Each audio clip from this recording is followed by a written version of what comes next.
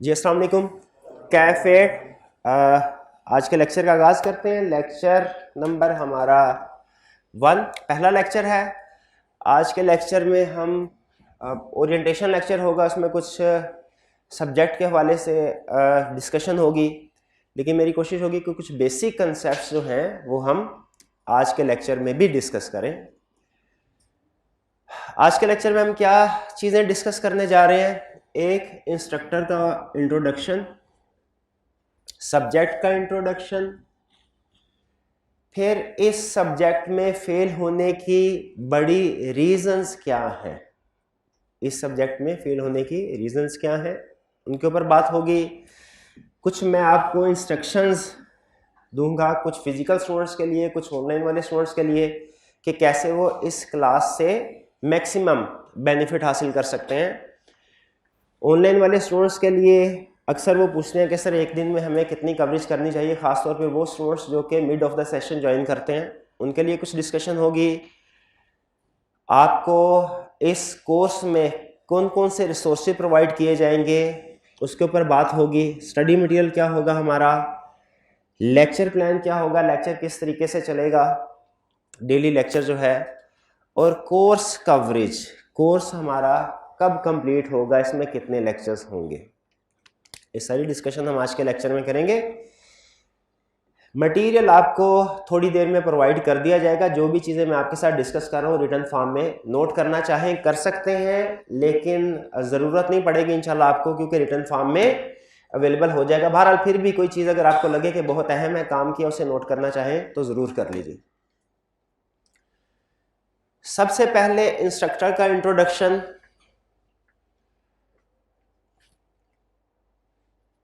Instructor, मेरा नाम मोहम्मद आसिफ है, मैं क्वालिफाइड चार्टर्ड अकाउंटेंट हूँ। 2008 में मैंने क्वालिफाई किया। इसके बाद 2008 के बाद फुल टाइम कुछ अरसा, 1 साल तक, तकरीबन 1 साल से कुछ ज़्यादा अरसा, जिस फर्म से आर्टिकल्स कंप्लीट किए उसी फर्म में मैनेजरियल लेवल पे काम किया। फिर उसके बाद टीचिंग प्रोफेशन में मूव किया और तब से अब तक फुल टाइम बेसिस के ऊपर टीचिंग ही कर रहा हूँ। सब्जेक्ट पहले ऊंच नीच होते रहे हैं, कुछ सब्जेक्ट्स पहले पढ़ाता था अब नहीं पढ़ाता, कुछ पहले नहीं पढ़ाता था अब पढ़ाता हूँ, लेकिन ऑडिट जो सब्जेक्ट है वो सेशन 1 से लेके आज तक मैं ये पढ़ा रहा हूँ। सीफैप लेवल पे भी मैं पढ़ाता हूँ, इसलिए मेरी कोशिश ये होगी 2 चीज़ों की।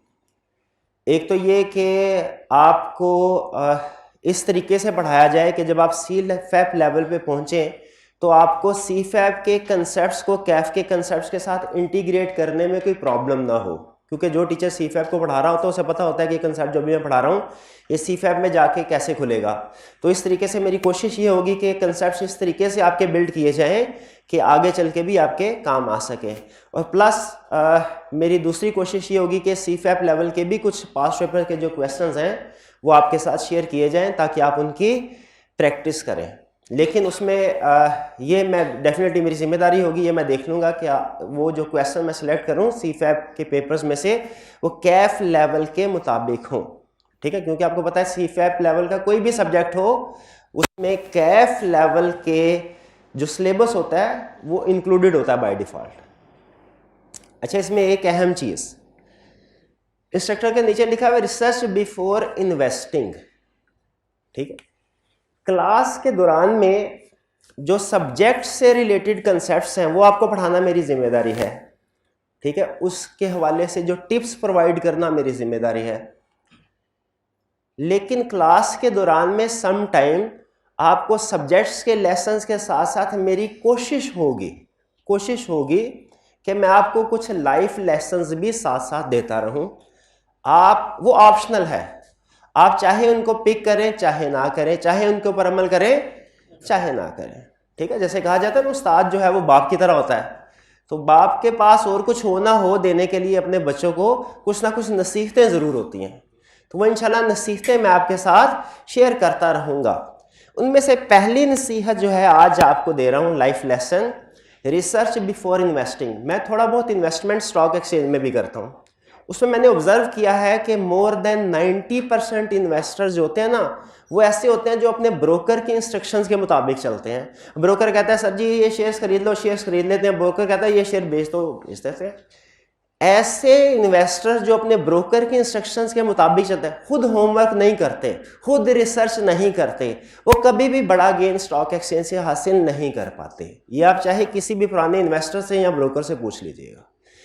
उसी तरह आप लोग भी इन्वेस्टमेंट करते हैं, आप भी इन्वेस्टर हैं। इन्वेस्टमेंट सिर्फ पैसों की नहीं होती, ठीक है। अगर कोई स्टूडेंट 6 महीने मेहनत करता है, किसी टीचर को फॉर एग्जांपल 20,000 फी पे करता है और उसके बाद खुदा न खास्ता फेल हो जाता है, वो ये कभी नहीं कहेगा मेरा 20,000 का नुकसान हो गया। क्या कहेगा?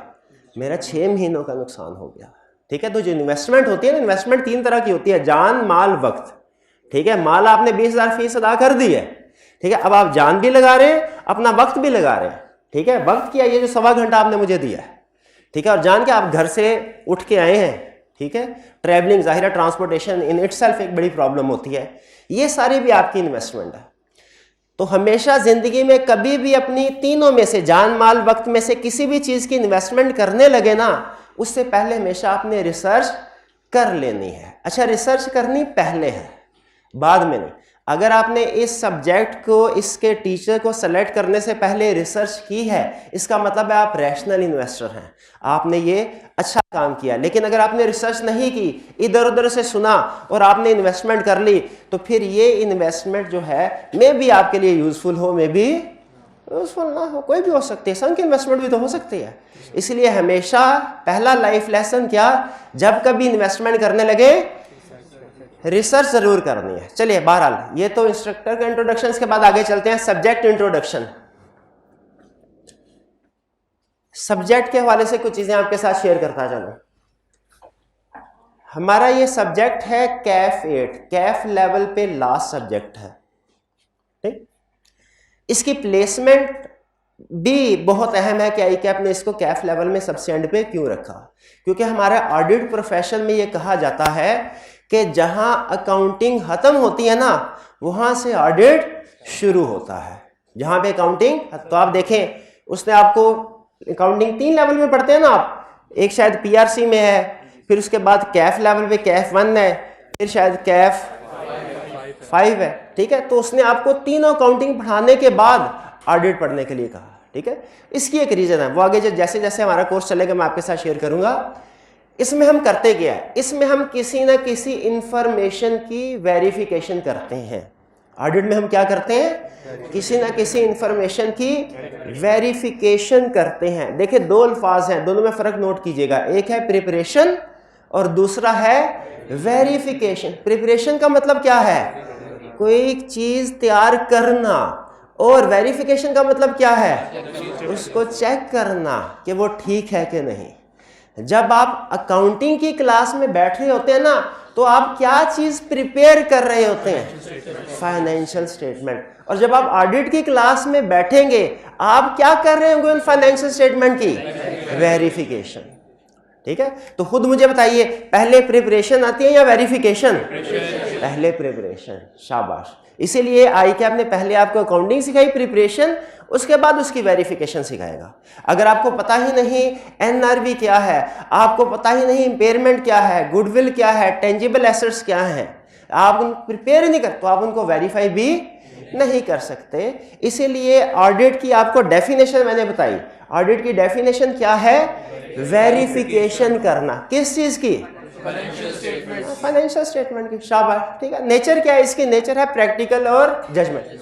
अकाउंटिंग की तरह नहीं है। अकाउंटिंग में क्या होता है, कुछ नंबर्स होते हैं, आपने उन नंबर्स के ऊपर कुछ ना कुछ कैलकुलेशन वगैरह परफॉर्म करनी होती है। नॉर्मली अकाउंटिंग की नेचर इस तरह की होती है, मैथमेटिकल।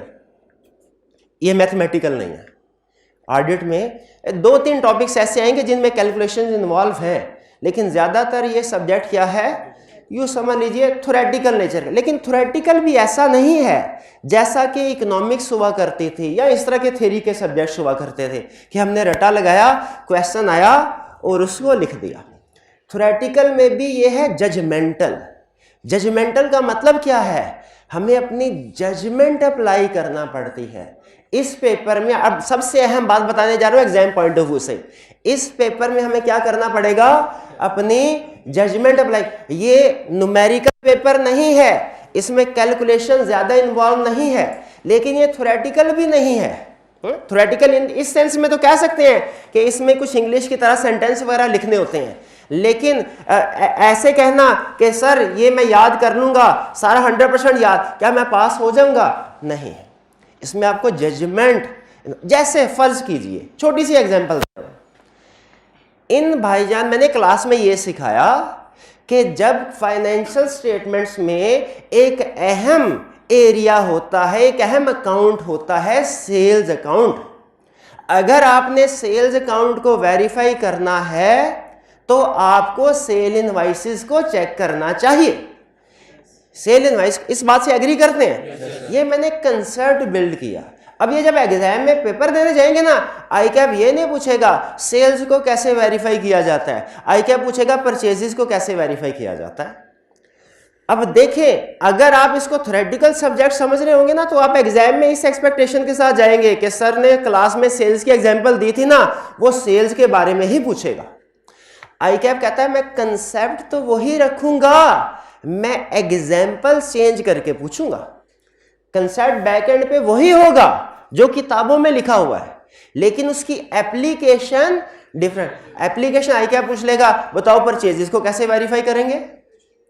अब अगर तो आपने सिर्फ रट्टा लगाया हुआ ना, आप कहेंगे सर ने ये क्वेश्चन तो करवाया ही नहीं है, ये केस स्टडी तो सर ने करवाई। लेकिन अगर कंसेप्ट स्ट्रॉन्ग है तो आप कह देंगे कि भाई जिस तरीके से सेल्स वेरीफाई होती है उसके डॉक्यूमेंट्स उनको चेक करना होता है, उसी तरीके से परचेजेस भी वेरीफाई होगी। परचेजेस के डॉक्यूमेंट्स क्या होंगे? मैं सोचता हूं परचेज इनवॉइस, वो लिख दें।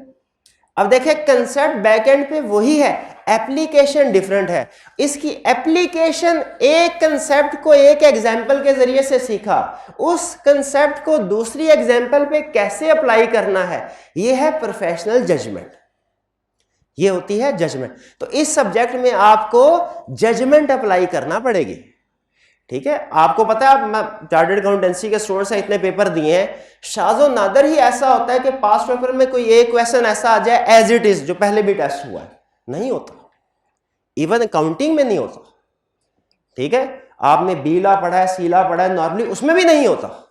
तो इस ऑडिट के सब्जेक्ट में भी ऐसा नहीं होगा कि आई के आपने जो केस स्टडीज पहले टेस्ट कर ली है, नॉर्मली ऐसा कभी कभार हो भी जाता है, लेकिन नॉर्मली ऐसा नहीं होता। तो वही केस स्टडी आई कैप दोबारा टेस्ट करेगा, लेकिन कंसेप्ट वही दोबारा टेस्ट करेगा, ये कंफर्म। दो चीजें तकरीबन कंफर्म है, क्या? जो क्वेश्चन आई कैप ने पहले टेस्ट कर लिया वो क्वेश्चन वो केस स्टडी दोबारा टेस्ट नहीं करेगा। और दूसरी चीज क्या कंफर्म है कि जो बुक में कंसेप्ट्स मौजूद हैं उन्हीं को टेस्ट करेगा। लेकिन आपकी जजमेंट वो देखना ये चाहता है। देखिए प्रैक्टिकली दुनिया जो बड़ी कॉम्प्लेक्स है, ठीक है, इसमें हर सिचुएशन डेली बेसिस के ऊपर सिचुएशन चेंज हो रही होती है, सर्कमस्टेंसेस चेंज हो रहे होते हैं। आई कैप ने आपको उस चेंजिंग सर्कमस्टेंसेस के लिए तैयार करना है, ठीक है। आई कैप को भी पता है कि जब आप प्रैक्टिस में जाएंगे तो आपको वो सिचुएशन हो सकता है ना फेस करनी पड़े जो किताबों में लिखी है, डिफरेंट सिचुएशन फेस करना पड़ेगी। आई कैप आपको उस डिफरेंट सिचुएशन को फेस कैसे करना है उसके लिए तैयार कर रहा है। तो सबसे अहम चीज इस सब्जेक्ट को समझने के हवाले से क्या है, ये न्यूमेरिकल नहीं, ये थ्योरेटिकल भी नहीं, ये जजमेंटल है, जजमेंटल है, ठीक है। अगर आज के इस लेक्चर में आपने कुछ भी ना और समझा, सिर्फ यही चीज समझ ली कि ऑडिट एक जजमेंटल सब्जेक्ट है और जजमेंटल का फर्क क्या है, तो आज के लेक्चर का हक अदा हो गया। जजमेंटल का मतलब क्या है? कंसेप्ट वही होगा, एप्लीकेशन डिफरेंट सिचुएशंस में कैसे करनी है, ये स्किल आप में डेवलप होनी चाहिए, ये है जजमेंट। क्लियर जी? इसके बाद आगे चलते हैं। फिर इसके बाद नेक्स्ट डिफिकल्टी लेवल क्या है? मॉडरेट है लेकिन लेंथी है। इसमें एक प्रॉब्लम है, इसमें प्रॉब्लम, अकाउंटिंग आप 3 लेवल पे पढ़ते हैं, ठीक है। अकाउंटिंग कैफ लेवल में जितनी काउंटिंग आपने पढ़नी है ना, उसको आई कैफ ने 3 हिस्सों में डिवाइड किया है। लेकिन कैफ लेवल पे ऑडिट जितना पढ़ना है ना, वो आई कैफ ने सिर्फ एक हिस्से में कहा सारा समझा दो।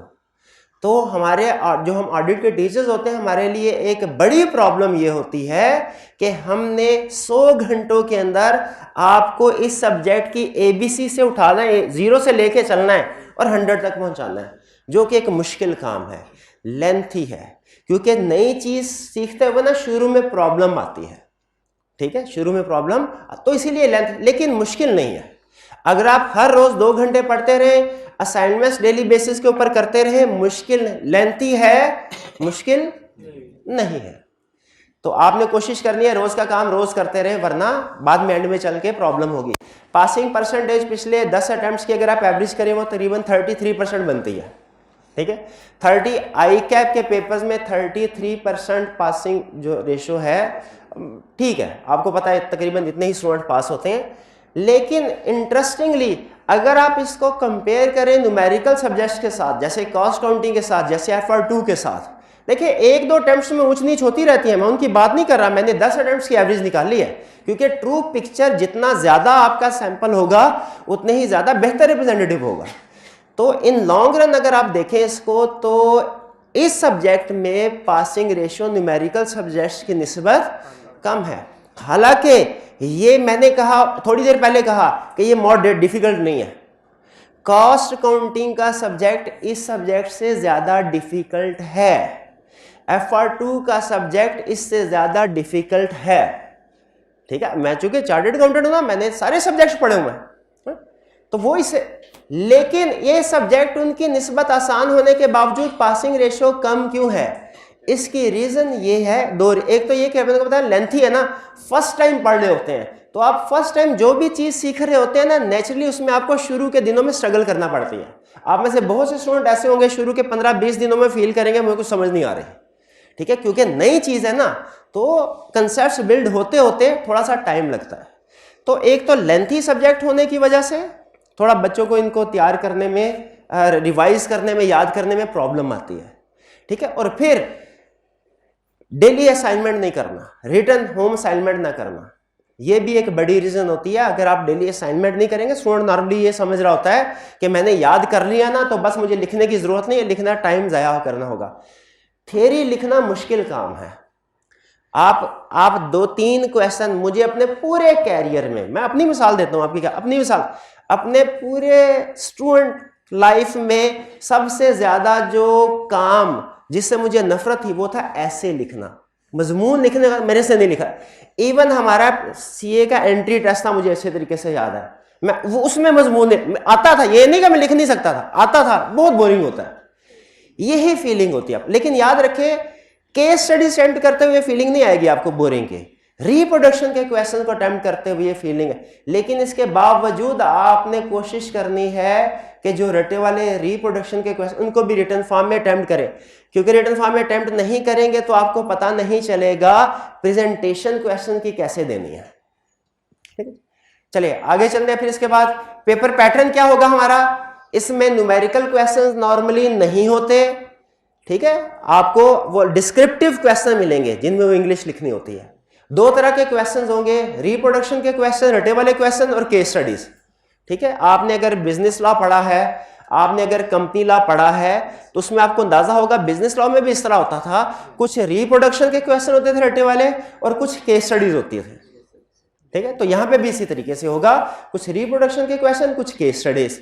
आई कैप दोनों का परसेंट वेटेज ऊंच नीच करता रहता है, लेकिन नॉर्मली कोई 60 to 70% के करीब केस स्टडी बेस्ड पेपर होता है और 30 to 40% के दरमियान में रिप्रोडक्शन का, ठीक है। तो इसका मतलब है ज्यादा वेटेज जो है, मोर देन 50% वेटेज, ये कंफर्म है हमारी केस स्टडी की होगी। इसीलिए हम किसी भी कंसेप्ट को सीखते हुए जब उसकी प्रैक्टिस करेंगे तो रिप्रोडक्शन के क्वेश्चन भी प्रैक्टिस करेंगे, लेकिन ज्यादा फोकस हमारा किसकी तरफ होगा, केस स्टडीज की तरफ। शाबाश। केस स्टडी, अच्छा लेकिन एक चीज ध्यान में रखिएगा, इसकी प्रेजेंटेशन वैसी नहीं होगी जैसी लॉ की केस स्टडी की होती थी, ठीक है। इंफॉर्मेशन स्टाइल, जो इंफॉर्मेशन होता है वो तकरीबन एक जैसा होगा, मिलता जुलता, वो किसी ना किसी कंपनी के बारे में इंफॉर्मेशन आपको दी गई होगी, लेकिन इसको अटेम्प्ट कैसे करना है। लॉ में तो आपको एक रूल बताया जाता है ना, लीगल प्रोविजन लिखो और फिर उसके बाद रिलेट करो, डिसीजन वगैरह वगैरह। तो यहां पे चूंकि लॉ तो है ही नहीं, लीगल प्रोविजंस नहीं लिखी जाती, केस स्टडी की शक्ल वैसी ही होगी जैसी बी लॉ या सी लॉ में हुआ करती थी, लेकिन इसको अटेम्प्ट कैसे करना है इसका तरीकाकार डिफरेंट होगा। अब वो किस तरीकाकार के जरिए से अटेम्प्ट करना, ये जैसे जैसे हम आगे चलेंगे मैं आपके साथ शेयर करता रहूंगा। इसमें बेसिकली हर टॉपिक के लिहाज से प्रेजेंटेशन डिफरेंट होती है। एक टॉपिक है उसकी प्रेजेंटेशन हो सकता है किसी और तरीके से हो, केस स्टडी की, दूसरा टॉपिक की प्रेजेंटेशन किसी और तरीके से हो। बड़ी बड़ी रीजंस क्या है फेल होने की? ये रीजंस आईकैप के पास, कुछ रीजंस आईकैप के पास पेपर से उठाइए और कुछ रीजंस मेरा अपना एक्सपीरियंस है उसकी बेस। पहला, lack of written practice. Accounting की तरह स्टूडेंट्स इस पेपर में रिटन प्रैक्टिस नहीं करता। रीजन मैंने आपको बता दी, रिटन प्रैक्टिस करते हुए थोड़ा बोरिंग लगता है, लेकिन अगर आप प्रैक्टिस नहीं करेंगे आपको ये नहीं पता चलेगा आपने इसको प्रेजेंट कैसे करना है। रिक्वायरमेंट्स को अंडरस्टैंड नहीं कर पाते स्टूडेंट्स, ठीक है। क्वेश्चन की देखिए अकाउंटिंग का पेपर होता है ना, उसमें रिक्वायरमेंट्स नॉर्मली स्टैंडर्डाइज्ड होती हैं, यानी आपको क्वेश्चन की इंफॉर्मेशन देखे ना कि क्वेश्चन के रिक्वायरमेंट का अंदाजा हो सकता है। ये ट्रायल बैलेंस दिया हुआ है, नीचे एडजस्टमेंट्स दी हुई हैं, ये फाइनल काउंट का क्वेश्चन है। ये बैंक से पैसे आ रहे हैं जा रहे हैं और ये BRS का क्वेश्चन होगा। ये अकाउंटेंट ने कुछ गलतियां कर दी हैं रिक्वायरमेंट में, रेक्टिफाइंग एंट्री की बात कर रहा होगा, और नॉर्मली आपने देखा है ऐसे ही होता है। इस वजह से ना स्टूडेंट एक गलत कंसेप्ट लेके ऑडिट के पेपर में बैठते हैं कि शायद इसी तरह प्रैक्टिस हुई होती है ना उस तरीके से, तो जहन उसी तरीके से सोचने का आदी होता है कि अगर इस तरह की केस स्टडी आ जाए ना, इस तरह की इंफॉर्मेशन आ जाए तो रिक्वायरमेंट नॉर्मली ये होगी। याद रखें एक ही केस स्टडी है ना, इंफॉर्मेशन एक ही तरह की इंफॉर्मेशन हो तो रिक्वायरमेंट 3 चैप्टर में से कोई भी अटैच की जा सकती है, यानी एक ही केस स्टडी को 3 डिफरेंट चैप्टर्स में डिफरेंट रिक्वायरमेंट के साथ टेस्ट किया जा सकता है।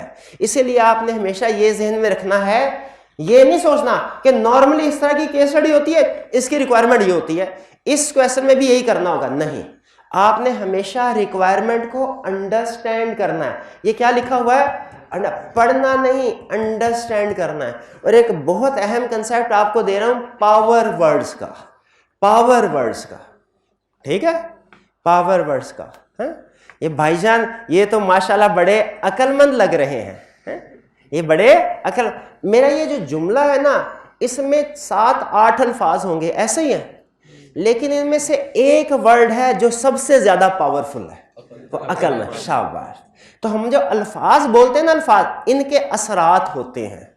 हर लफ्ज के कोई ना कोई असर, कोई पॉजिटिव होता है, कोई नेगेटिव होता है, किसी की स्ट्रेंथ ज्यादा होती है, किसी की स्ट्रेंथ कम होती है।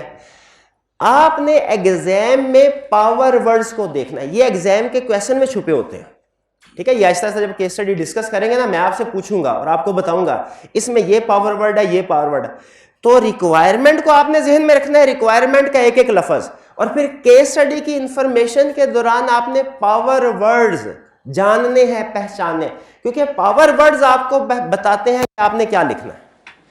स्टूडेंट इस वजह से इस पेपर में फेल नहीं होते हैं कि सर 10 पॉइंट्स याद करने थे, 8 याद रहे, 2 भूल गया।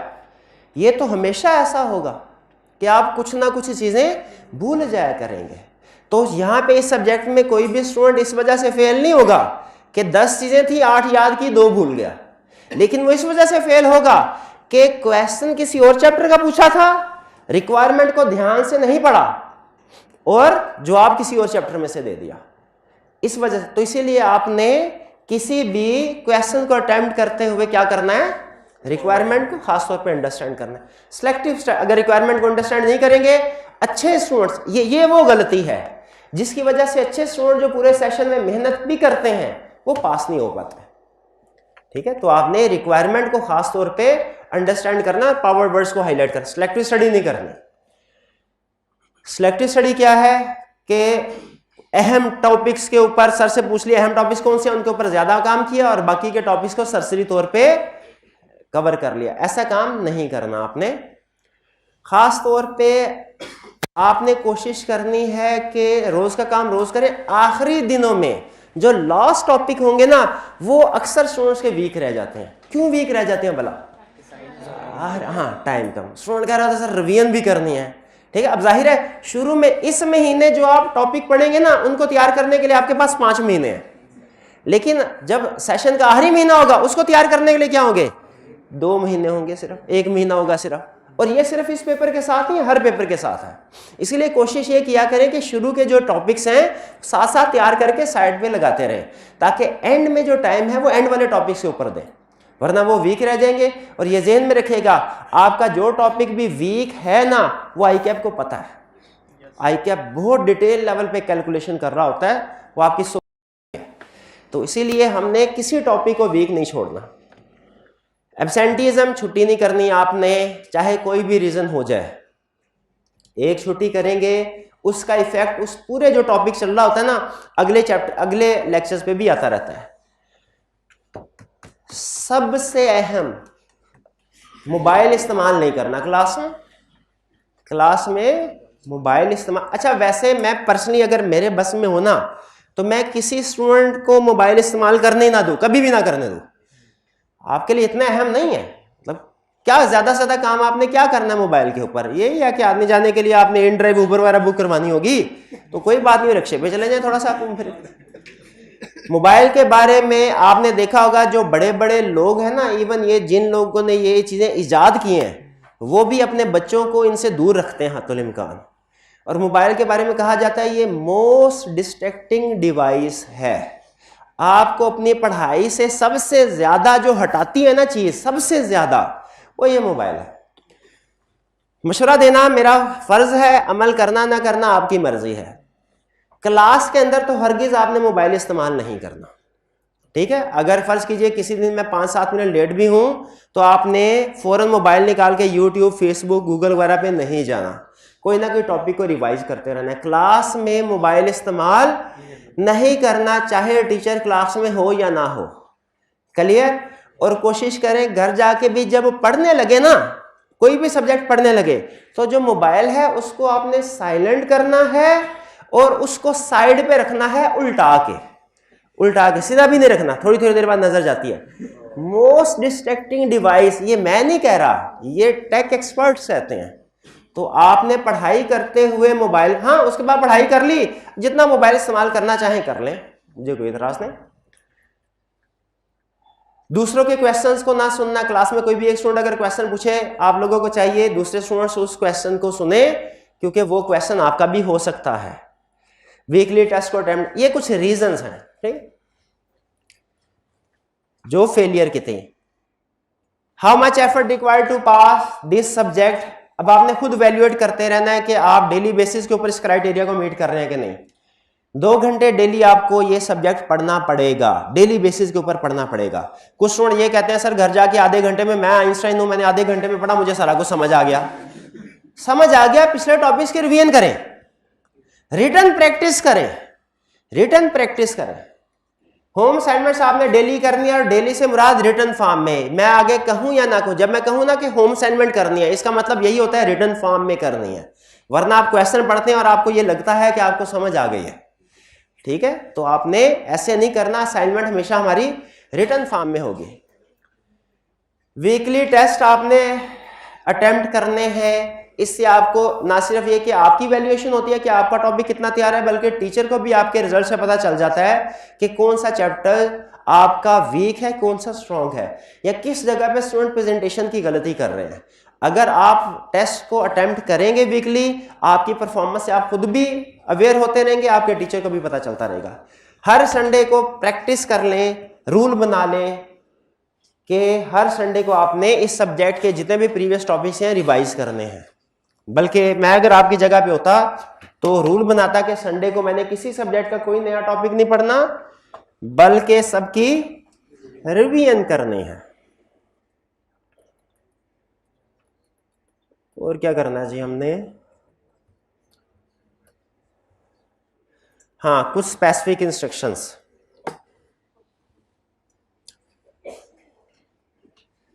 ये नीचे YouTube लेक्चर, ऑफिशियल लेक्चर का फर्क है, घर जाके पढ़ लीजिएगा, अब इसमें मुनासिब नहीं लगता मुझे मैं इसके ऊपर कुछ कमेंट करूं।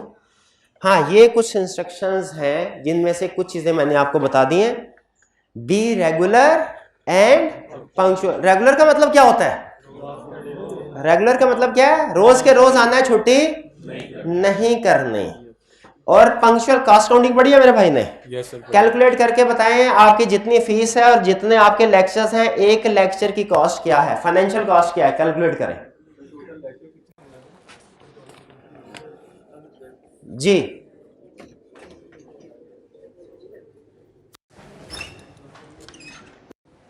हमारे 100 के करीब लेक्चर्स होंगे टोटल। नेक्स्ट क्या कह रहे हैं? Be attentive in class. Class में देखिए, मोबाइल को दूर रखेंगे ना, ऑटोमेटिकली अटेंटिव हो जाएंगे, और मोबाइल अगर आपके करीब होगा आप हरगिज अटेंटिव नहीं हो सकते।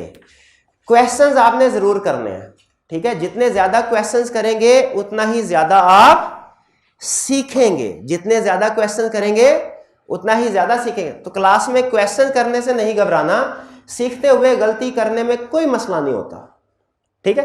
हाँ, लेकिन क्वेश्चन किस टाइम पे करने हैं वो मैं आपको बताऊंगा, स्पेसिफिक टाइम कि आपने इस वक्त में क्वेश्चन करना है। वो भी प्लानिंग वाली साइड पे हम जाएंगे तो फिर बात करूंगा। टेस्ट की बात कर ली मैंने। हॉस्टल एंड मेट्स केयरफुली है, वो सुना होगा ना आपने, man is known by the company he keeps, सुना है ना? तो आपके जो हॉस्टल मेट्स हैं ये कैसे लोग हैं, ठीक है? ये आपने ध्यान से सिलेक्शन करने हैं। बाज़ औक़ात ऐसा होता है कि हम सिर्फ एक चीज को कंसीडर कर रहे होते हैं कि किस हॉस्टल का रेंट कम है। देखिए, वो भी रेलिवेंट कंसीडरेशन है, लेकिन इसके साथ ये भी देखिए कि मेरे साथ रहने वाले लोग कैसे हैं, वो पढ़ने वाले नहीं पढ़ने वाले, ठीक है? तो बाज़ औक़ात ऐसा होता है, मेरे पास स्टूडेंट ऐसे हैं वो बेचारे रो रहे होते हैं, कह रहे होते हैं सर हम पढ़ना भी चाहते हैं ना, तो हमारे साथ जो लोग रहते हैं वो हमें पढ़ने नहीं देते। तो ये छोटी छोटी चीज़ें हैं, इनका ख्याल रखिए। फिर सेल मैंने आपको बता दिया, सेल फोन। हाँ, ब्रॉड लिस्ट, इसके बारे में सुन लीजिए। ब्रॉड लिस्ट आपको जो फिजिकल स्टूडेंट्स हैं, आपको एक पेज सर्कुलेट करवाया जा रहा है, ये मेल्स के लिए अलग है और फीमेल स्टूडेंट्स के लिए अलग है। अगर आप चाहें, ये आपके लिए ऑप्शनल है, तो एक व्हाट्सएप ग्रुप फिजिकल स्टूडेंट्स के लिए हम क्रिएट करेंगे, आपको उसमें ऐड कर दिया जाएगा, लेकिन वो ग्रुप एडमिन ओनली होगा, उसमें कोई क्वेश्चन आप पूछ नहीं सकेंगे, और अगर उस नंबर पे पर्सनली आप कोई क्वेश्चन सेंड भी करते हैं तो उसका आंसर आपको नहीं मिलेगा। वो सिर्फ क्योंकि क्वेश्चन आंसर करने के लिए आपकी क्लास है, ठीक है? वो किस लिए है? उसमें कुछ मैंने आपके साथ एडिशनल रिसोर्सेज शेयर करने हैं। वो एडिशनल रिसोर्सेज क्या हैं, आपके लिए कितने यूजफुल हैं, वो आहिस्ता आहिस्ता आपको उसका पता चलता रहेगा। लेकिन फिलहाल अभी ये टीए हमारे थोड़ी देर में लिस्ट डिस्ट्रीब्यूट कर रहे हैं आपके साथ। आप अगर चाहें इसमें तो अपना मोबाइल नंबर लिख दीजिए। ये क्या है? सर डिस्कशन हो रही है। नहीं, ये क्या चल रहा है? अच्छा, मैं समझा मैं पढ़ा रहा हूं और आप पढ़ रहे हैं। आपस में डिस्कशन कब शुरू कर दिया आपने? जैसे मैं बाहर निकला डिस्कशन शुरू कर दी इन्होंने। खुदा का खौफ कर रहे हैं जी। ये ऑनलाइन वाले स्टूडेंट्स के लिए कुछ इंस्ट्रक्शन जल्दी से। लैपटॉप कंप्यूटर इस्तेमाल करें। मोबाइल इफेक्टिव टेक्निक नहीं है ऑनलाइन क्लासेस के लिए। बाज़ औक़ात ऐसा होता है कोई चीज़ हमें इस्तेमाल नहीं करनी आती, और जब हमें इस्तेमाल नहीं करनी आती ना, उसे फ़ायदा नहीं लिया, हम कहते हैं ये चीज़ ही बेकार है, ये चीज़ ही बेकार। तो अगर आप ऑनलाइन क्लासेस का असल बेनिफिट उठाना चाहते हैं तो मोबाइल नहीं बल्कि क्या, लैपटॉप इस्तेमाल कीजिए। एक लेक्चर एक दिन में ऑनलाइन वाले स्टूडेंट्स के लिए, ये ऑनलाइन वाले स्टूडेंट्स जो देख रहे हैं इनके लिए कह रहा हूं, एक लेक्चर एक दिन में आपने लाजमी लेना है, और आपकी स्पीड होनी चाहिए, हाँ जी, रेगुलर स्पीड, स्टैंडर्ड स्पीड, ठीक है? डबल स्पीड के ऊपर कंसेप्ट्स कंप्रोमाइज हो जाते हैं। फ्लेक्सिबिलिटी को मिस यूज ना करें, यानी ऑनलाइन में फ्लेक्सिबिलिटी होती है कि जिस वक्त चाहे लेक्चर ले सकते हैं। तो चूंकि जिस वक्त चाहे लेक्चर ले सकते हैं, इसलिए बहुत से स्टूडेंट ऐसे हैं जो कभी भी लेक्चर नहीं लेते। सुबह कहते हैं दोपहर को करेंगे, दोपहर शाम को अगले दिन। कीप सेल फोन, अब ये बता दिया। स्टडी इन हाँ, मेरी रिकमेंडेशन ये है कि आप जब कभी कोई भी थ्योरेटिकल सब्जेक्ट पढ़ें, खासतौर पे ये ऑडिट, तो इसके लिए एक बेहतर टाइम क्या है, मॉर्निंग का। मॉर्निंग बेसिकली जो थ्योरेटिकल कंसेप्ट्स होते हैं ना, उनको समझने के लिए फ्रेश माइंड जरूरी होता है। इवनिंग में आपका माइंड एग्जॉस्ट हो चुका, पढ़े ना भी ना, फिर भी इर्द गिर्द के दुनिया के बहुत से काम ऐसे होते हैं, करते करते शाम तक हमारा माइंड एग्जॉस्ट हो चुका होता है।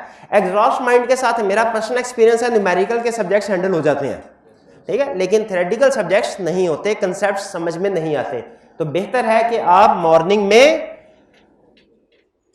मॉर्निंग में स्टडी किया करें, ये ज्यादा बेहतर है। रिकमेंडेशन है, बाकी हर एक की अपनी रूटीन है। सर्विसेज क्या मिलेंगी आपको, ये आहिस्ता आहिस्ता मैं आपके साथ शेयर करता रहूंगा, आपको बल्कि खुद ही पता चलता रहेगा। लेक्चर प्लान क्या होगा ये सुन लीजिए।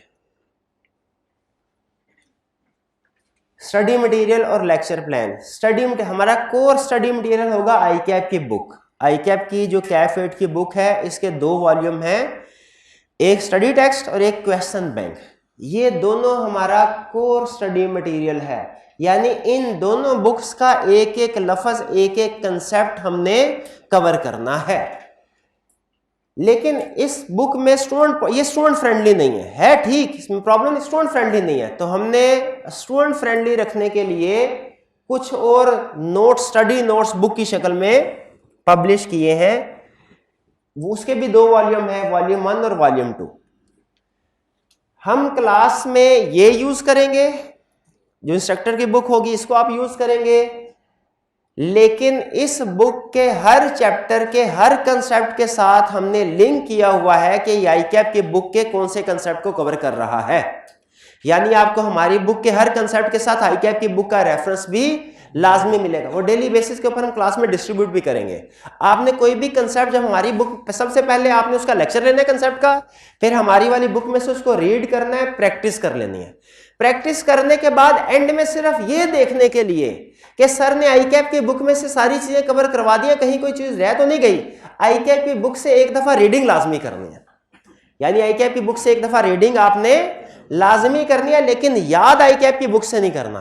कहां से करना है? आपने जो पढ़ना है, जो याद करना है, वो हमारी वाली बुक से करना है। आईकैप की बुक को रीड करते हुए ये देखना है कोई चीज, अगर आपको लगे कि कोई चीज रह गई है, कोई चीज मिसिंग है, कोई अच्छा लफ्ज आपको लगा आईकैप की बुक में मौजूद है, आप उसको कॉपी कर सकते हैं अपने नोट्स के ऊपर। लेकिन याद आपने आईकैप की बुक से नहीं करना, आईकैप की बुक से याद नहीं होगा, लैंग्वेज बड़ी डिफिकल्ट है और कंसेप्ट की अरेंजमेंट भी डिफरेंट है।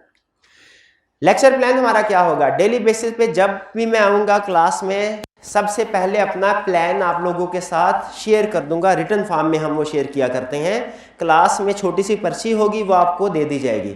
उस पर्ची के ऊपर लिखा होगा लेक्चर नंबर क्या है, चैप्टर, कंसेप्ट हम कौन सा डिस्कस करने जा रहे हैं, और उस कंसेप्ट के बाद आपने होम असाइनमेंट क्या करने हैं। क्योंकि ज़बानी कलामी होम असाइनमेंट बताए ना, तो कुछ स्टूडेंट सुनते हैं, कुछ नहीं सुनते, कुछ गलत समझ लेते हैं, क्वेश्चन कोई और बोला होता है, स्टूडेंट कुछ और क्वेश्चन समझ लेते हैं। तो रिटन फॉर्म में सारा लेक्चर प्लान आपके साथ शेयर किया जाएगा। फिर उसके बाद माइंड मैप्स भी डिस्ट्रीब्यूट किए जाएंगे। ये डिस्ट्रीब्यूट किए हमने माइंड मैप्स, किसी स्टूडेंट को मिले? वो अभी थोड़ी देर में प्रिंट हो रहे हैं, डिस्ट्रीब्यूट कर देंगे। माइंड मैप क्या है? आपके पूरे चैप्टर की समरी एक पेज के ऊपर डिस्ट्रीब्यूट कर दी जाएगी। फिर इसके बाद आपको लेक्चर का ओवरव्यू दिया जाएगा, और आपको जो उस लेक्चर से रिलेटेड पास्ट पेपर के क्वेश्चंस होंगे, केस स्टडीज होंगी, वो डिस्कस की जाएंगी। ठीक है। फिर इसके बाद एंड पे कोशिश होगी मेरी 2 मिनट्स के अंदर पूरे कंसेप्ट्स को रिवाइज कर दूं, और फिर कुछ आपके टेस्टिंग हो जाए अगर हो सके क्लास में बैठे बैठे, और पास्ट पेपर की डिस्कशन होगी, और रिवीजन के लिए कुछ फ्लैश कार्ड होंगे। देखिए ये चीज़ें मैं डिटेल में भी एक्सप्लेन नहीं कर रहा, क्विकली गो थ्रू इसलिए कर रहा हूँ क्योंकि ये चीज़ें जैसे जैसे आप चलेंगे आगे, आपको खुद करके पता चल जाएगा कि ये क्या चीज़ें हैं। इन शॉर्ट हमारी क्लास की प्लानिंग क्या होगी, ये नोट कर लीजिए। क्लास में आऊँगा मैं, सबसे पहले आपके साथ शेयर करूँगा आज हम क्या पढ़ने जा रहे हैं, ताकि मेंटली आप प्रिपेयर हो जाएं कि आज हमने क्या सीखना है। फिर इसके बाद प्रीवियस जो लेक्चर हुआ होगा उसमें मैं आपसे क्वेश्चन पूछूंगा कि कल के लेक्चर में से कोई क्वेश्चन है तो पूछ लें। आप वो क्वेश्चन पूछेंगे, उनको मैं आंसर करूंगा। ठीक, क्वेश्चन को आंसर करने के बाद मैं नेक्स्ट कंसेप्ट की तरफ जाऊंगा। अगर जरूरत हुई और आपने कहा तो उसकी कुछ केस स्टडी या कुछ पास्ट पेपर के क्वेश्चंस को हम क्लास में भी डिस्कस करेंगे। ठीक है। कुछ तो एक नेसेसरी प्रैक्टिस होगी ना, वो मैंने नोट किया हुआ कि कौन कौन से क्वेश्चन लाजमी आपके साथ डिस्कस करने हैं।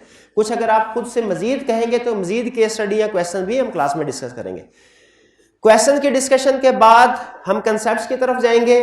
कंसेप्ट्स 1 बाय 1 आपके साथ जो भी उस दिन में मैंने प्लान किए होंगे, ये ज़हन में रखिएगा। कंसेप्ट्स की प्लानिंग वो मेरा काम है। बाज़ बात ऐसा होता है एक दिन में हम 3 कंसेप्ट कवर कर रहे होते हैं, और बाज़ औक़ात ऐसा भी होता है कि एक कंसेप्ट के ऊपर 3 दिन लग जाएंगे। किस कंसेप्ट के ऊपर कितना टाइम लगाना है ये मेरी जजमेंट होगी, ये मेरी कॉल होगी। आपने सिर्फ उन कंसेप्ट्स को कवर करते जाना है, जो जो प्रैक्टिस में आपसे कहूं आपने वैसे करते जाना। कोर्स कवरेज क्या होगी, हमारे तकरीबन 100 के करीब लेक्चर्स होंगे और लास्ट लेक्चर हमारा एक्सपेक्टेड है कि 29 जुलाई को होगा। अब इसमें मैं कल आपके साथ चैप्टर वाइज प्लान भी शेयर कर दूंगा, कोशिश करूंगा आपके साथ चैप्टर वाइज कि हमारे टोटल बुक में कितने चैप्टर्स हैं और किस चैप्टर को कितने दिन में हमने कंप्लीट करना है, ताकि मेरे ऊपर भी एक चेक रहे कि कहीं ऐसा तो नहीं कि किसी चैप्टर के ऊपर मैं ज़रूरत से ज़्यादा वक्त लगा रहा हूँ, लेक्चर लगा रहा हूँ। लेकिन याद रखें वो जो चैप्टर वाइज प्लान मैं आपके साथ शेयर करूँगा वो सिर्फ एस्टिमेटेड होगा, क्योंकि मैं बेसिकली स्टूडेंट्स की स्पीड के साथ चला करता हूँ। अगर मुझे लगा कि आपकी अंडरस्टैंडिंग अच्छी है तो हो सकता है कि एक लेक्चर जिसको मैंने 8 दिन 8 लेक्चर, एक टॉपिक को 8 लेक्चर एलोकेट किए उसे 6 में ख़त्म कर दूं, या बाज़ बात हो सकता है कुछ चैप्टर हो सकते हैं उनको मैंने 6 एलोकेट किए हैं लेक्चर्स तो 8 लग जाए। थोड़ी बहुत 1-2 लेक्चर की ऊंच नीच होती रहेगी, नेचुरल है, लेकिन ऑन दी होल आप जज कर सकते हैं किसी भी पॉइंट ऑफ टाइम पे कि हमारा कोर्स क्या लेट तो नहीं हो रहा, क्योंकि अक्सर होता है कि स्टूडेंट्स को उस वक्त पता चलता है जब 100 लेक्चर्स हो जाते हैं, फिर पता चलेगा कि 15 लेक्चर अभी मजीद है। तो इस चीज़ का एक ट्रैक रखने के लिए कि क्या हमारी जो डेडलाइन है उसके मुताबिक हम चल रहे हैं कि नहीं चल रहे, मैं कोशिश करूंगा कल आपके साथ हर चैप्टर के एस्टिमेटेड लेक्चर्स भी शेयर कर दूं। क्लियर जी? चलिए, ये थे हमारे ओरिएंटेशन से रिलेटेड जो कुछ चीज़ें मैंने डिस्कस करनी थी। कोई क्वेश्चन आप पूछना चाहते हो तो पूछ लीजिए। जी जी, बुक कब तक आएगी? देखिए, आई कैप पहले हमारे साथ इस अटेम्प्ट का सिलेबस फाइनल करेगा। बुक तकरीबन कंप्लीट है, उसमें कुछ थोड़ी बहुत हमने हर अटेम्प्ट में चेंजेस करनी होती है, वो चेंजेस हमने कर दिए, लेकिन बुक को भी होल्ड किया हुआ है। उसकी रीज़न है कि आई कैप ने अभी तक अपना सिलेबस हमारे साथ शेयर नहीं किया। जैसे ही आई कैप इस अटेम्प्ट के लिए, आपको पता है आई कैप हर अटेम्प्ट में सिलेबस रिवाइज करता है, बेसिकली रिवाइज करें या ना करें, आई कैप हर अटेम्प्ट के लिए अलहदा से सिलेबस शेयर करता है। समटाइम उसमें रिवीजन होती है, समटाइम रिवीजन नहीं होती। तो मैं ये नहीं चाहता कि हम अपनी बुक पहले पब्लिश कर दें, उसके बाद कोई रिवीजन आए और फिर आपको अलहदा से करना पड़े। ठीक है, बेहतर ये होता है कि एक ही दफ़ा सारी जितनी भी चीज़ें हैं रिवाइज करके बुक में इंक्लूड कर दिए। तो जैसे ही आई कैप ने सिलेबस हमारे साथ फाइनल सिलेबस इस अटेम्प्ट के लिए शेयर किया, उम्मीद है उसके 4 दिन के अंदर बुक जो है वो पब्लिश हो जाएगी। ठीक है, तो पहले हम वेट कर रहे हैं आई कैप के सिलेबस का। सिलेबस जैसे ही फाइनल होता है इंशाल्लाह उसके बाद बुक भी 4 दिन के अंदर पब्लिश भी हो जाएगी, उम्मीद है। और कोई क्वेश्चन? और कोई क्वेश्चन नहीं है?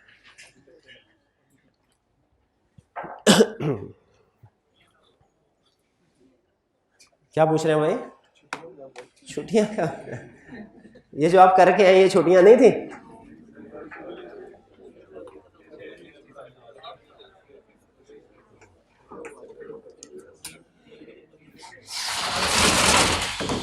चलिए,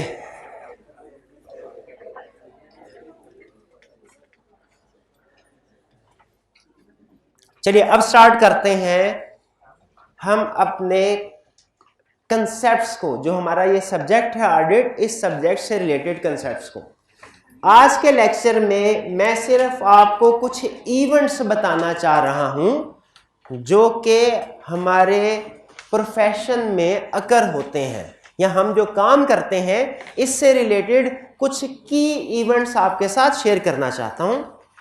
ये आपने ज़हन में रखना है। देखिए, अकाउंटिंग में आपने, अच्छा एक चीज, एक स्टूडेंट और क्वेश्चन पूछते हैं, मुझे याद आ गया, क्या ऑडिट का सब्जेक्ट पढ़ने से पहले FR2 पढ़ना जरूरी है? इसका जवाब है बिल्कुल जरूरी नहीं। ठीक है, कैफ 7 कंपनी लॉ हो या कैफ 5 FR2, कैफ 8 पढ़ने से पहले ये दोनों सब्जेक्ट्स पढ़े होना जरूरी नहीं है, लाजमी नहीं है। लेकिन अगर आपने ये टॉपिक्स पढ़े होंगे तो कुछ जगहों पे जाके आपको आसानी हो जाएगी। ठीक है, जैसे कोई आपसे पूछे कि सीए करने से पहले आई कॉम या बी कॉम करना लाजमी है, अगर नहीं लाजमी, लेकिन अगर ICOM या BCom किया हो तो कुछ सब्जेक्ट्स के बेसिक्स अंडरस्टैंडिंग में हेल्प हो जाती है। उसी तरह कैफ 8 पढ़ने के लिए कैफ 5 FR2 या कंपनी लॉ पढ़ा होना जरूरी नहीं, लेकिन अगर पढ़े हो तो कुछ टॉपिक्स की बेसिक्स में हेल्प हो जाएगी। तो अभी हम स्टार्ट करते हैं। पहले आपने काउंटिंग के कंसेप्ट से, अकाउंटिंग में आपने पढ़ा होगा कि हर कंपनी फाइनेंशियल स्टेटमेंट, हर बिजनेस बल्कि उसकी फाइनेंशियल स्टेटमेंट्स प्रिपेयर हो सकती हैं। कंपनीज के लिए लाजमी होता है फाइनेंशियल स्टेटमेंट्स प्रिपेयर करना। अच्छा, फाइनेंशियल स्टेटमेंट्स में कितनी चीजें शामिल होती हैं? अब 5 चीजें। शाबाश। कौन कौन सी? Balance sheet, income statement, cash flow statement, statement of change in equity और नोट्स टू द अकाउंट। शाबाश शाबाश। अच्छा, ये फर्ज कीजिए साल हमारा चल रहा है, स्टार्ट हुआ 2023, ये है 1 जनवरी 2023।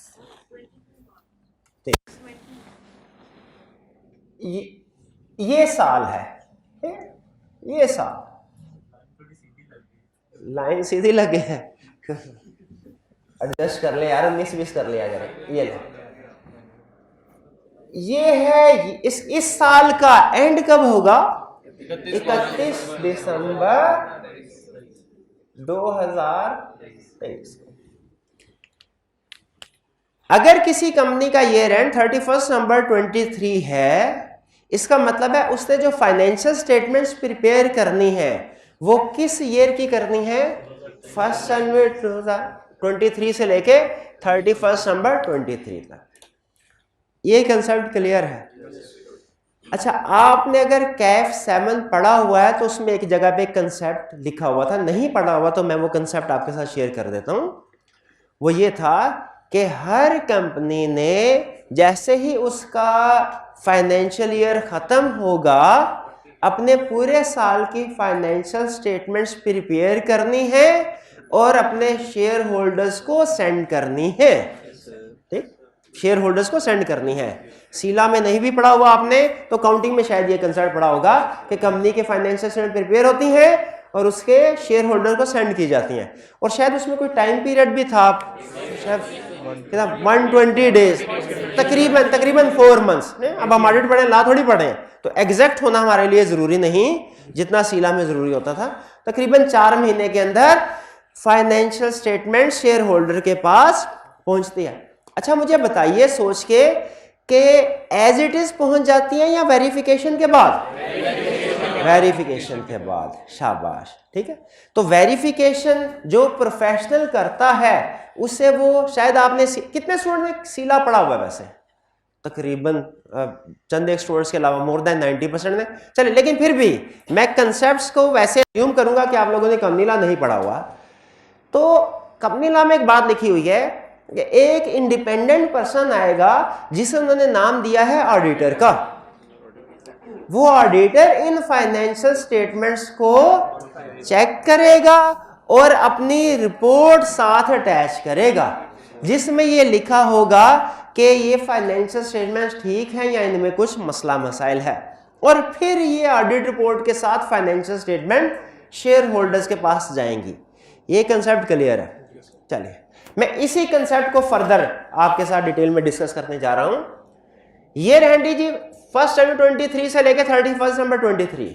सबसे पहली चीज ये नोट कीजिए कि हर कंपनी को पता है कि जब साल खत्म हो जाएगा ना, हमने फाइनेंशियल स्टेटमेंट्स को वेरीफाई करवाना है एक पर्सन से जिसका नाम ऑडिटर है। इसीलिए साल खत्म होने से पहले ही उसकी अपॉइंटमेंट कर दी जाती है, और अपॉइंटमेंट कौन करता है? वो करते हैं शेयर होल्डर्स, जिसे मेंबर्स भी कहते हैं। और कहां करते हैं अपॉइंटमेंट? एजीएम में, एनुअल जनरल मीटिंग में। तो ये जहन में रखिएगा कि इस कंपनी का जो ईयर एंड 31 दिसंबर है, इसका ऑडिटर ईयर एंड से पहले ही अपॉइंट हो जाएगा। वो शायद कोई 20 अप्रैल के करीब है, अप्रैल के महीने में 20 अप्रैल 2023 को अपॉइंट हो जाएगा। कौन अपॉइंट यहां पे? ऑडिटर, ये ध्यान में रखिएगा। अच्छा, इसका अपॉइंटमेंट ऑफ इसका काम क्या है? इस ऑडिटर का काम है कि इसने इस पूरे साल की फाइनेंशियल स्टेटमेंट्स को चेक करना है। अब आपके जहन में पहला सवाल ये आ रहा होगा, सर अभी तो फाइनेंशियल स्टेटमेंट्स बनी ही नहीं, तो इसको इतना 7-8 महीने पहले अपॉइंट कर दिया, ये क्या करेगा? ये कुछ भी नहीं करेगा। इसके पास ऑप्शन होती है, कुछ करना चाहे ना तो कर भी सकता है, कुछ ना करना चाहे तो नहीं। तो जब हमारे पास ऑप्शन हो, चाहे ये काम करे चाहे ना करे, तो हम अक्सर क्या सेलेक्ट करते हैं? ना करें। ठीक है, तो ये भी अपॉइंट पहले हो जाता है, लेकिन कोई काम हालांकि कर सकता है। ठीक है, लेकिन जैसे फॉर एग्जाम्पल इसको पता है, इसको ये नहीं पता साल खत्म होगा तो बैलेंस शीट कैसी होगी, ये नहीं पता, इसको नहीं पता ना। इसको ये नहीं पता साल खत्म होगा तो कैश फ्लो स्टेटमेंट कैसी होगी, नोट्स ऑफ अकाउंट्स कैसे होंगे, नहीं पता। लेकिन इसको इतना पता, जरा गौर कीजिएगा कंसेप्ट है इसमें, इसको इतना पता है कि जब साल खत्म होगा ना तो उसमें इस अरसे की सेल और परचेज होंगी। सेल और परचेज तो ऐड ही होती है ना, एसेट्स और लायबिलिटी तो चेंज भी हो सकती हैं, लेकिन सेल परचेज एक्सपेंसेस ये तो ऐड ही होते हैं। तो ये अगर करना चाहे ना, अगर थोड़ा अक्लमंद ऑडिटर हुआ तो ये साल खत्म होने से पहले ही अपना काम शुरू कर सकता है। फाइनेंशियल स्टेटमेंट फाइनल होने का इंतजार नहीं करेगा, साल खत्म होने से पहले ही अपना काम शुरू कर सकता है। हाँ, उसमें कुछ चीजें चेक कर सकता है, कुछ नहीं। जैसे इनकम स्टेटमेंट की चीजें चेक कर सकता है, क्योंकि वो आपको पता है इंक्रीज ही होती हैं। बैलेंस शीट की नहीं, वो तो चेंज हो सकती है। हो सकता है इधर इन्वेंट्री अगर वेरीफाई कर ले, वो सारी इन्वेंट्री अगले महीने बिक जाए, तो वो तो काम, तो कुछ काम करे, लेकिन इसकी मर्जी होती है, चाहे करे चाहे ना करे। हम अभी सिचुएशन को सिंपल रखते हैं, इसने कुछ भी काम नहीं किया, ये एंड हो गया, ये अभी भी अपने ऑफिस में, इसकी अपॉइंटमेंट हो जाती है, अभी अपने ऑफिस में बैठा, ये रेंट हो गया। ये रेंट पे क्या होगा? मैनेजमेंट जो है, मैनेजमेंट किसे कहते हैं भला?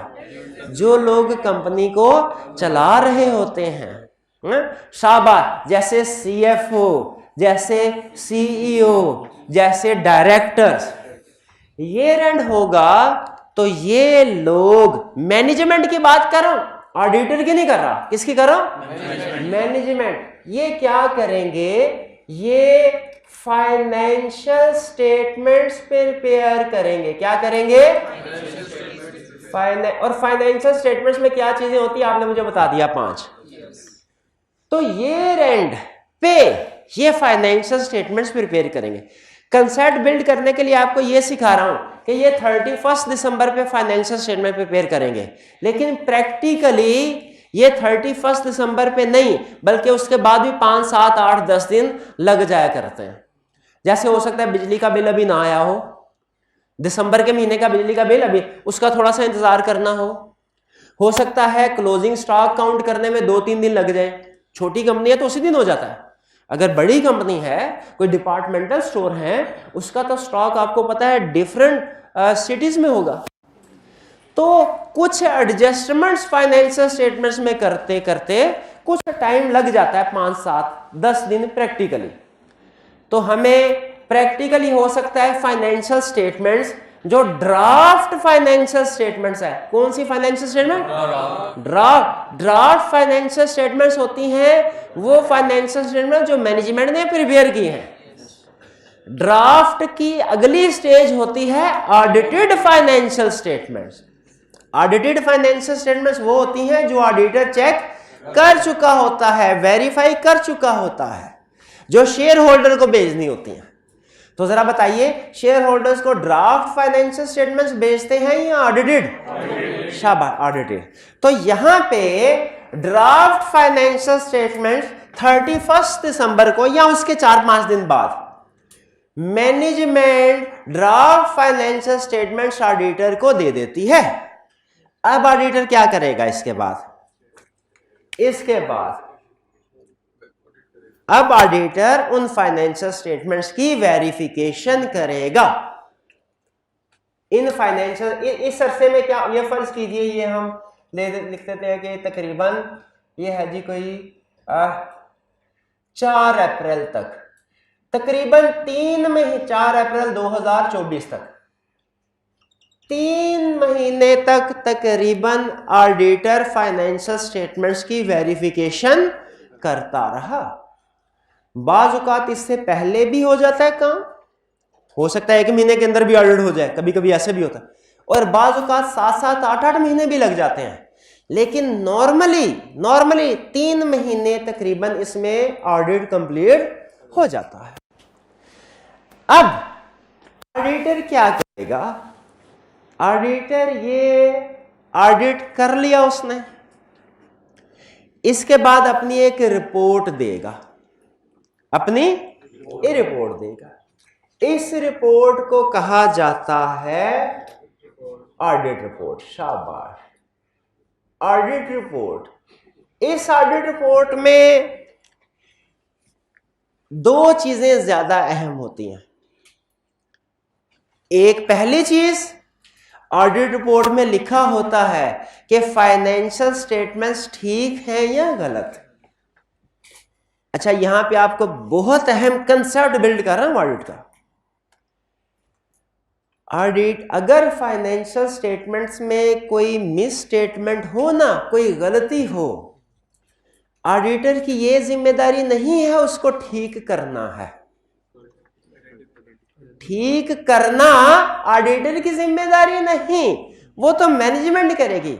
ऑडिटर की जिम्मेदारी है सिर्फ बताना, ठीक करना, आइडेंटिफाई करना जिम्मेदारी है, ठीक करना मैनेजमेंट की जिम्मेदारी है, ऑडिटर की नहीं है। इसीलिए याद रखिए, अगर फाइनेंशियल स्टेटमेंट में कोई गड़बड़ है और मैनेजमेंट कहती है हमने नहीं ठीक करना इसको, क्या ऑडिटर खुद से ठीक कर दे? नहीं, ऑडिटर अपनी रिपोर्ट में लिख देगा। क्या लिख देगा? कि इस फाइनेंशियल स्टेटमेंट में ये गलती है, तो ये ऑडिटर ऑडिट रिपोर्ट देगा। ठीक है, मैनेजमेंट से कहेगा ठीक है सर आपकी फाइनेंशियल स्टेटमेंट है, मेरी ऑडिट रिपोर्ट है। ठीक, इन दोनों को मिला। अब ये ऑडिट रिपोर्ट ऑडिटर प्रैक्टिकली किसको देता भला? मैनेजमेंट को। और मैनेजमेंट से क्या कहता है? अपनी फाइनेंशियल स्टेटमेंट्स को जब इशू करें उसके साथ मेरी इस ऑडिट रिपोर्ट को भी अटैच करके शेयर होल्डर्स को भेजना।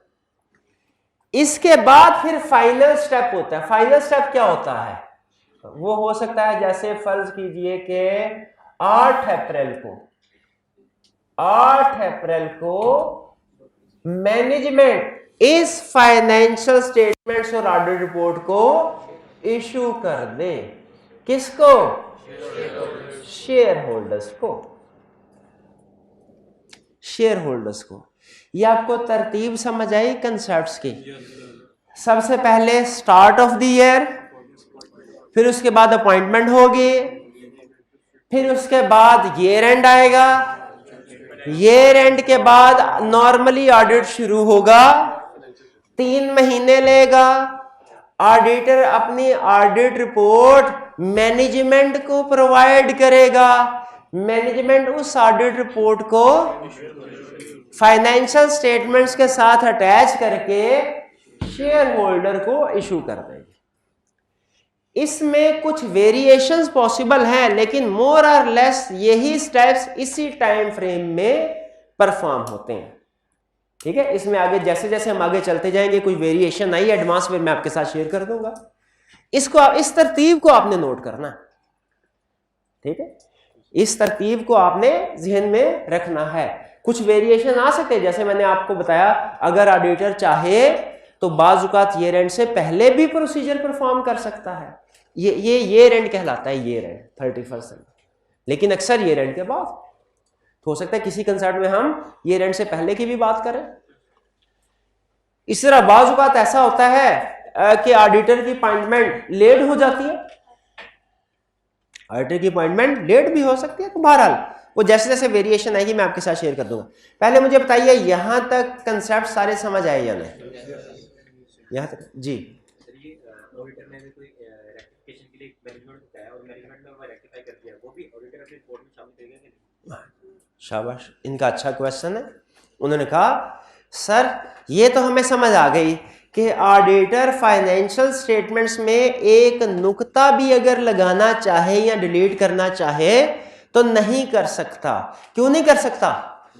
क्योंकि उसका काम ही नहीं, उसकी जिम्मेदारी नहीं। प्रिपेयर करना मैनेजमेंट की जिम्मेदारी है। लेकिन अगर फाइनेंशियल स्टेटमेंट्स में उसे पता चल जाए कि कोई मिस स्टेटमेंट है, कोई गलती है, जैसे क्या गलती हो सकती है तो बताएं। बड़ी गलतियां की होंगी आपने फाइनेंशियल में बनाते हुए। डेप्रिसिएशन गलत कैलकुलेट कर दी। अगर डेप्रिसिएशन गलत कैलकुलेट कर दी तो क्या ऑडिटर खुद से रेक्टिफाइंग एंट्री पास कर ले? नहीं, उसे मैनेजमेंट को कम्युनिकेट करना चाहिए। ठीक है। अच्छा मुझे ये बताइए जरा सोचिए, अब ये केस स्टडी के स्टेप्स बिल्ड कर रहा हूं। आप समझ रहे होंगे कि छोटा सा क्वेश्चन में पूछा, मैं 2 अल्फाज में भी इसका जवाब दे सकता था, लेकिन कंसेप्ट बिल्ड कर रहा हूं। अगर फाइनेंशियल स्टेटमेंट्स में मिस स्टेटमेंट सामने आती है ऑडिटर के, ऑडिटर को फौरन ऑडिट रिपोर्ट इश्यू करके लिख देना चाहिए कि फाइनेंशियल स्टेटमेंट्स में डेप्रिसिएशन गलत है, या मैनेजमेंट को मौका देना चाहिए करेक्शन का? मौका। शाबाश, बिल्कुल मौका देता है। वो मैनेजमेंट से कहता है यहां पे सर ये मिस, मैं ऑडिट कर रहा था, इसमें मुझे मिस स्टेटमेंट नजर आई, आप इसको करेक्ट कर लें। मैनेजमेंट या तो करेक्ट करेगी या नहीं करेगी। ठीक है। अगर मैनेजमेंट करेक्ट नहीं करती, ऑडिटर रिपोर्ट में क्या लिखेगा कि फाइनेंशियल स्टेटमेंट्स में डेप्रिसिएशन गलत है। एग्रीड। अगर मैनेजमेंट इसे करेक्ट कर दे, अगर मैनेजमेंट इसे करेक्ट कर दे तो फिर क्या ऑडिटर को अपनी रिपोर्ट में लिखना चाहिए कि पहले गलती थी अब ठीक है? नहीं। याद रखें, शेयर होल्डर्स को के पास कौन सी फाइनेंशियल स्टेटमेंट पहुंचती है, ड्राफ्ट या ऑडिटेड? उन्हें इससे गर्ज नहीं होती ड्राफ्ट फाइनेंशियल स्टेटमेंट्स में क्या था, उन्हें इससे गर्ज, उन्हें सिर्फ इससे गर्ज है जो ऑडिटेड फाइनेंशियल स्टेटमेंट्स हैं ये सही है कि गलत। तो याद रखें, अगर फाइनेंशियल स्टेटमेंट्स में गलतियां हो, मैनेजमेंट उन्हें करेक्ट कर ले तो वो ऐसे हो जाता है जैसे कभी गलती थी ही नहीं। फिर से, अगर फाइनेंशियल स्टेटमेंट्स में गलतियां हो और मैनेजमेंट उसे करेक्ट कर ले तो वो ऐसे हो जाता है जैसे कभी गलती थी ही नहीं। फिर से, अगर हमसे कोई गुनाह हो जाए और हम तौबा कर लें तो वो ऐसे होता है जैसे कभी गुनाह किया ही नहीं। बल्कि इससे भी 2 हाथ आगे, ये बात तो ऑडिटिंग स्टैंडर्ड भी कहते हैं कि मिस स्टेटमेंट करेक्ट कर लो तो वो ऐसे हो जाता है जैसे कभी मिस स्टेटमेंट थी ही नहीं। ये तो ऑडिटिंग स्टैंडर्ड भी कहते हैं। लेकिन हमारा कंसेप्ट तो इससे भी आगे क्या कि अगर कभी गुनाह हो जाए और तौबा कर लें तो वो ऐसे हो जाता है जैसे कभी गुनाह किया, बल्कि वो नेकियों में बदल जाता है, बल्कि वो नेकियों में बदल जाता है। तो उसी तरह मुझे बताइए, अगर क्वेश्चन में उसने लिखा हुआ है, अगर क्वेश्चन में, अब केस स्टडी के ऊपर लेके हूं, क्लास के एंड में केस स्टडी आपके सामने रख रहा हूं, उसने केस स्टडी के अंदर लिखा कि डेप्रिसिएशन सही कैलकुलेट नहीं की थी, डेप्रिसिएशन सही कैलकुलेट नहीं की थी मैनेजमेंट ने, ऑडिटर ने चेकिंग करने के दौरान गलती आइडेंटिफाई कर ली, ऑडिटर ने मैनेजमेंट से कहा मिस स्टेटमेंट करेक्ट कर लीजिए। क्वेश्चन नंबर 1, मैनेजमेंट ने मिस स्टेटमेंट करेक्ट कर ली, ऑडिटर रिपोर्ट में क्या लिखेगा, फाइनेंशियल स्टेटमेंट्स ओके या नॉट ओके? ओके। पक्का? Yes sir. दूसरा, गलती सामने आई, ऑडिटर ने कहा इसको ठीक कर लीजिए, मैनेजमेंट ने कहा ठीक नहीं करने, नॉट ओके। अब नॉट ओके।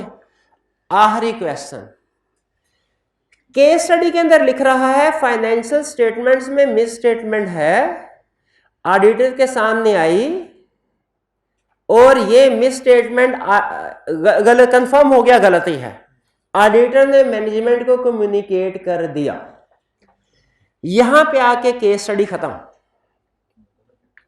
अच्छा, आपने नोट किया उसने आपको किस प्रॉब्लम में घेरा है? उसने आपको ये नहीं बताया हाँ कि मैनेजमेंट ने इसको ठीक किया है कि नहीं किया, ये नहीं बताया। क्या बताएंगे?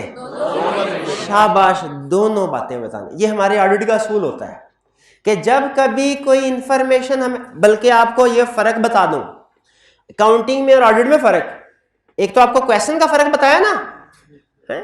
एक तो सबसे बड़ा फर्क आपको ये बताया, अकाउंटिंग स्टूडेंट शौक से करते हैं और ऑडिट स्टूडेंट शौक से नहीं, मजबूरी से भी नहीं करते, तो बार बार कहना पड़े फिर कुछ केस। एक तो फर्क ये, एक फर्क आपको क्वेश्चंस का बताया कि नॉर्मली काउंटिंग के जो क्वेश्चंस होते हैं उनकी जो रिक्वायरमेंट स्टैंडर्डाइज होती है, वो एक, अब प्रॉफिट एंड लॉस के जितने भी क्वेश्चन होंगे ना, घर जाके उनकी रिक्वायरमेंट देख लें, वो एक ही तरह की होगी। लेकिन हमारे एक टॉपिक के जितनी भी केस स्टडीज है ना, उनकी रिक्वायरमेंट मिला लीजिएगा, वो रिक्वायरमेंट दूसरे से डिफरेंट होगी। ठीक है, तो एक फर्क ये। एक और फर्क, अकाउंटिंग का रूल ये होता है, अगर आपको क्वेश्चन में कोई इंफॉर्मेशन रिक्वायर्ड है और वो इंफॉर्मेशन क्वेश्चन में गिवन नहीं है, एज्यूम कर लीजिए और क्वेश्चन सॉल्व करें। ठीक है, जैसे डेप्रिसिएशन मेथड क्वेश्चन में गिवन नहीं है लेकिन डेप्रिसिएशन रिकॉर्ड करनी है, कोई एक स्ट्रेट लाइन भी है, रिड्यूसिंग में, कोई से एक कर लें जो आपको आसान लगे। दोनों के मुताबिक तो क्वेश्चन नहीं ना करते, ऑडिट में दोनों के मुताबिक करेंगे। ऑडिट का रूल सुन लीजिए, अगर कोई केस स्टडी के अंदर आपको कोई इंफॉर्मेशन रिक्वायर्ड है जो उसने क्वेश्चन में नहीं दी, तो आपने क्या करना है, किसी एक को एज्यूम नहीं करना, cover all possibilities, all possibilities को आपने कवर करना है। जैसे इस केस स्टडी में आपके सामने मैंने रखी, तो इसमें मैंने आपको ये तो बता दिया मिस स्टेटमेंट सामने आ गई है, ये नहीं बताया कि मैनेजमेंट ने करेक्ट की है या नहीं की। तो आपने केस स्टडी में क्या एज्यूम करना है? कुछ भी एज्यूम नहीं करना, आपने दोनों पॉसिबिलिटीज कवर करनी है, दोनों के मार्क्स होते हैं। क्लियर? चलिए, ये था हमारा आज का लेक्चर। अच्छा, मार्क्स से मुझे याद आया, आपको पता है आपकी जितनी अटेम्प्ट्स होती हैं उनका suggested solution, marking scheme, examiner comments, ये वेबसाइट पे अवेलेबल होते हैं। सिर्फ जानना चाहता हूं कितने ऐसे स्टूडेंट्स हैं जिनकी ये आदत है कि जब कभी पास पेपर का कोई भी क्वेश्चन अटेम्प्ट करते हैं तो वो सजेस्टेड सॉल्यूशन, एग्जामिनर कमेंट्स और मार्किंग स्कीम ये भी देखते हैं। सिर्फ सॉल्यूशन सुन लें, एग्जामिनर कमेंट्स सॉल्यूशन से ज्यादा अहम होते हैं। एग्जामिनर कमेंट्स सॉल्यूशन से लिख लें। एग्जामिनर कमेंट, जिम्मेदारी के साथ कह रहा हूं, एग्जामिनर कमेंट्स सजेस्टेड सॉल्यूशन से ज्यादा अहम होते हैं, ज्यादा अहम होते। और दूसरी चीज, मार्किंग स्कीम आपको बताएगी क्या लिखना था, कितना लिखना था। थ्योरी में सबसे बड़ी प्रॉब्लम बच्चों को पता क्या आती है? सर कितना लिखना है। सर इस कंसेप्ट को हम 2 लाइनों में भी बता सकते हैं, 2 पैराग्राफ में भी, कितना लिखना है। तो ये मार्किंग स्कीम आपसे आपको अंदाजा हुआ करेगा। तो ये चीजें लाजमी, ऑडिट में आपने लाजमी ये 2 काम करने हैं, बाकी किसी सब्जेक्ट में करें या ना करें। क्या 2 काम लाजमी करने हैं? एग्जाम, हर सॉल्यूशन, हर पास पेपर का क्वेश्चन अटेम्प्ट करने के बाद एग्जामिनर कमेंट्स और मार्किंग स्कीम जरूर। चलिए, बहरहाल ये तो अभी सरसरी आपको कंसेप्ट बिल्ड कर रहा था, जनरल बातें थी, लेकिन ये भी काम की थी, किसी ना किसी टॉपिक में ये यूज होती रहती हैं चीजें। ये आपने टाइमलाइन नोट कर ली। चलिए, कोई क्वेश्चन पूछना चाहते हैं तो पूछ लें, ये भी डिस्कस करेंगे, ये भी डिस्कस। और कोई क्वेश्चन? चलिए, आज का लेक्चर यहाँ पे खत्म करते हैं। अल्लाह हाफिज।